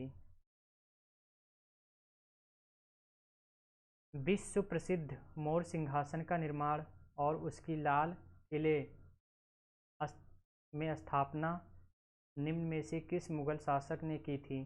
शाहजहां, अकबर, जहांगीर, बहादुर शाह प्रथम, तो किसने की थी? शाहजहां ने। अगला प्रश्न है, शाहजहां ने 1648 ईस्वी में दिल्ली जहानाबाद में एक चतुर्भुज आकार का किला बनवाया था जो लाल बलुआ पत्थर से निर्मित होने के कारण लाल किले के नाम से प्रसिद्ध हुआ। इसी किले के दीवाने आम के पीछे दीवार बना एक कोष्ठ जहाँ पर विश्व प्रसिद्ध तख्ते ताउस रखा जाता था जिसे मयूर सिंहासन कहा जाता था। बोध गया एक महत्वपूर्ण बौद्ध तीर्थ केंद्र है क्योंकि गौतम बुद्ध यहाँ पैदा हुए थे, क्योंकि गौतम बुद्ध ने यहाँ ज्ञान प्राप्त किया था, क्योंकि गौतम बुद्ध ने ज्ञान प्राप्त करने के बाद यहाँ अपना पहला उपदेश दिया था, क्योंकि गौतम बुद्ध ने यहाँ निर्वाण प्राप्त किया। ऑप्शन बी, क्योंकि गौतम बुद्ध ने यहाँ ज्ञान प्राप्त किया था। 6 वर्ष तक अथक परिश्रम एवं घोर तपस्या के बाद 35 वर्ष की आयु में बैसाख पूर्णिमा की एक रात पीपल वट वृक्ष के नीचे निरंजना पुनपुन नदी के तट पर पूर्ववेला बोधगया में बुद्ध को ज्ञान प्राप्त हुआ।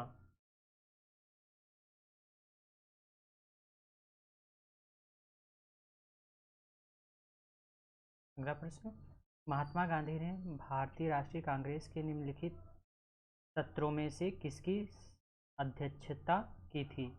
1922 गया, 1924 बेलगाम, 1930 दिल्ली, 1925 कानपुर। तो ऑप्शन सी 1924 बेलगाम।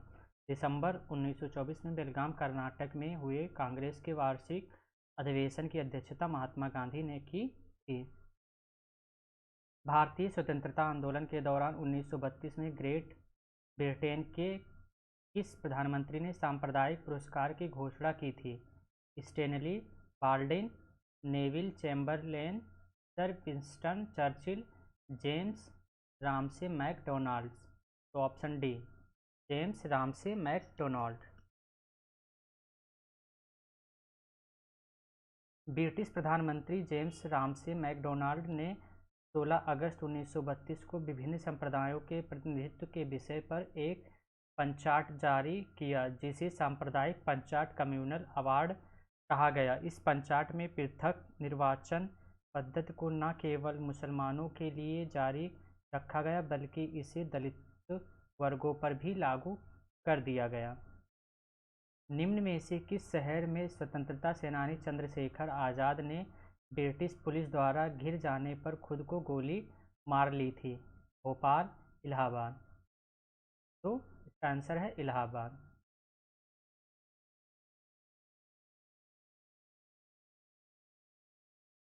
हिंदुस्तान सोशलिस्ट रिपब्लिकन एसोसिएशन के एकमात्र सदस्य चंद्रशेखर आज़ाद ने काकोरी षड्यंत्र केस से पुलिस को चकमा दे रहे थे। लाहौर षड्यंत्र केस से भी बच निकले थे, लेकिन 27 फरवरी 1931 को इलाहाबाद और प्रयागराज के अल्फ्रेड पार्क में पुलिस के द्वारा घिर जाने पर खुद को गोली मार ली थी। निम्नलिखित में से किस नदी का समागम अरब में है? नर्मदा, कृष्णा, गोदावरी, कावेरी। Option A Narmada.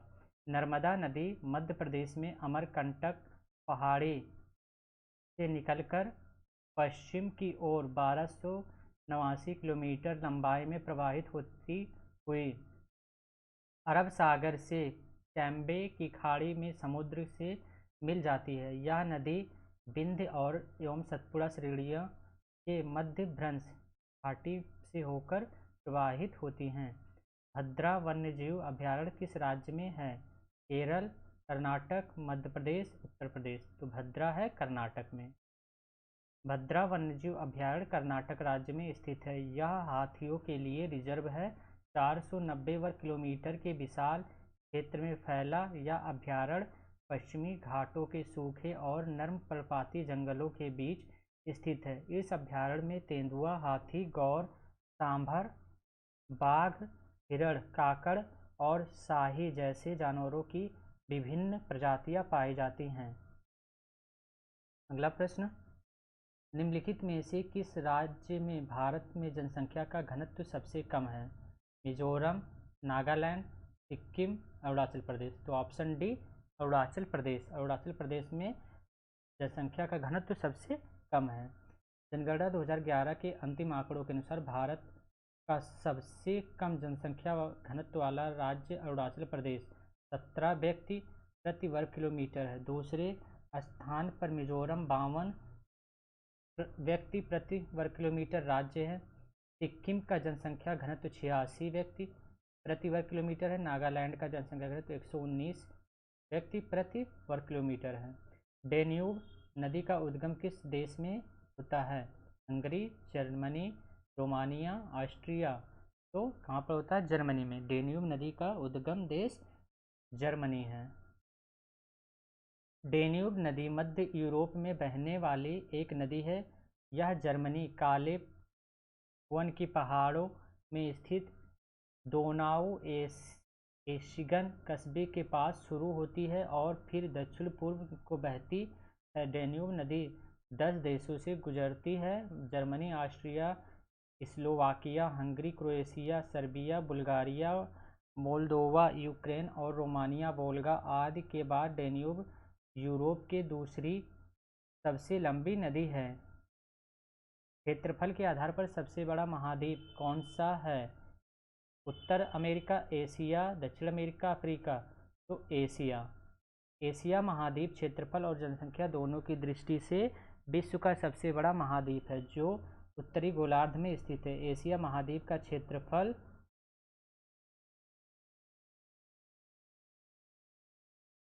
1,71,39,445 वर्ग मील है, जबकि अफ्रीका महाद्वीप का क्षेत्रफल है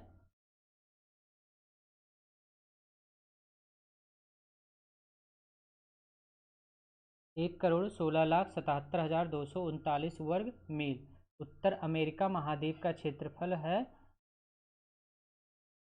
93,61,791 वर्ग मील। दक्षिण अमेरिका महाद्वीप का क्षेत्रफल है 68,80,706 वर्ग मील है। चमेरा बांध किस नदी पर बनाया गया है? सतलज, ब्यास, रावी, चिनाब। तो चमेरा बांध जो है वो रावी नदी पर बना है। चमेरा बांध हिमाचल प्रदेश के चंबा जिले में स्थित है। यह रावी नदी पर बनाया गया है। इस परियोजना के द्वारा लगभग 1100 मेगावाट ऊर्जा उत्पन्न की जाती है। गैलेरेस ज्वालामुखी किस देश में स्थित है? कोलंबिया, इटली, मेक्सिको, हवाई। ये कहाँ है? कोलंबिया में। गैलेरेस ज्वालामुखी किस देश में स्थित है? कोलंबिया में। गैलेरेस ज्वालामुखी कोलंबिया देश में स्थित है। यह ज्वालामुखी कोलंबिया की सबसे अधिक सक्रिय ज्वालामुखी में से है। ठोसेघर वाटरफॉल किस राज्य में स्थित है? महाराष्ट्र, उड़ीसा, कर्नाटक, मध्य प्रदेश। तो कहाँ है? महाराष्ट्र में। ठोसेघर वाटरफॉल जलप्रपात महाराष्ट्र में कोंकण क्षेत्र में स्थित है। यह सतारा शहर से लगभग 35 किलोमीटर की दूरी पर छोटे से गांव के पास स्थित है। पृथ्वी के उत्तरी गोलार्ध में रहने वाली कुल मानव आबादी का अनुमानित प्रतिशत है 60, 70,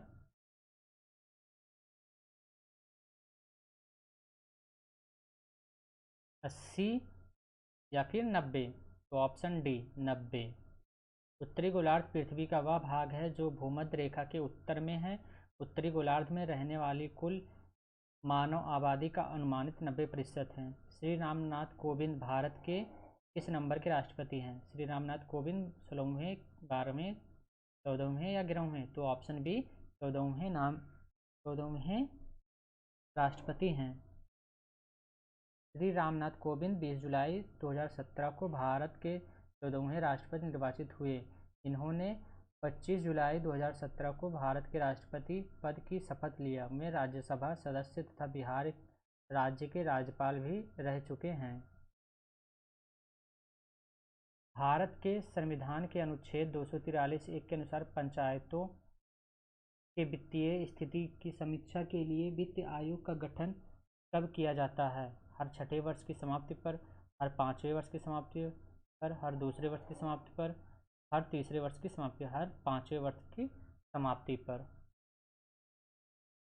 भारत के संविधान के अनुच्छेद 243 झा 1 के अनुसार वित्तीय स्थिति के पुनरावलोकन के लिए वित्त आयोग का गठन का प्रावधान है। राज्य का राज्यपाल संविधान 73वां संशोधन अधिनियम 1992 के प्रारंभ से 1 वर्ष के भीतर यथाशीघ्र और तत्पश्चात प्रत्येक 5वें वर्ष की समाप्ति पर वित्त आयोग का गठन करेगा, जो पंचायतों की वित्तीय स्थिति का पुनरावलोकन करेगा। भारत के संविधान के डैश के अनुसार राष्ट्रपति के पास अध्यादेश जारी करने की शक्ति है? 123, 125, 121, 127। तो ऑप्शन ए 123 के तहत भारत के राष्ट्रपति के पास अध्यादेश जारी करने का शक्ति है। राज्यसभा के मनोनीत सदस्यों की संख्या क्या है? 17, 15, 19, 12। तो ऑप्शन डी 12। अगला प्रश्न 137 डैश को विधानसभा का सत्रावसान करने की शक्ति होती है? राज्यपाल, राष्ट्रपति, उपराष्ट्रपति, प्रधानमंत्री, मुख्यमंत्री। तो ऑप्शन ए राज्यपाल। भारतीय संविधान के अनुच्छेद 174 के अनुसार विधानसभा का सत्र आहूत, सत्रावसान और विघटन करने की शक्ति राज्यपाल में निहित होती है। किसी भी सत्र की बैठक, अंतिम बैठक और आगामी सत्र की बैठक के लिए नियत तारीख के बीच 6 माह से अधिक का अंतर नहीं होना चाहिए। विधानसभा के प्रत्येक सत्र की बैठक राष्ट्रगान से प्रारंभ होती है और सत्र की अंतिम बैठक राष्ट्रगीत से समाप्त होती है।